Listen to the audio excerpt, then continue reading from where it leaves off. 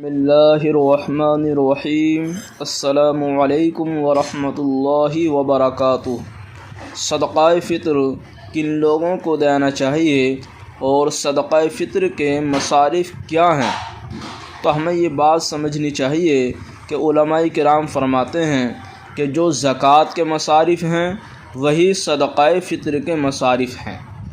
اپنی اولاد کو یا ماں باپ کو، نانا نانی کو، دادا دادی کو، اسی طرح سے ان کو زکوٰۃ یا صدقہ فطر نہیں دیا جائے گا، اور اگر دے دیا گیا تو پھر ادا نہیں ہوگا۔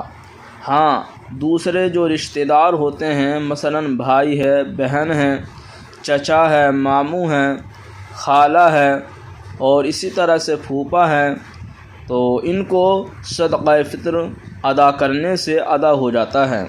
شوہر بیوی کو ادا کرے یا بیوی شوہر کو صدقہ فطر ادا کرے تو اس سے صدقہ فطر ادا نہیں ہوتا ہے، اور سیدوں کو بھی صدقہ فطر دینا یہ درست نہیں ہے اور ادا نہیں ہوگا۔ اللہ پاک عمل کی توفیق عطا فرمائے۔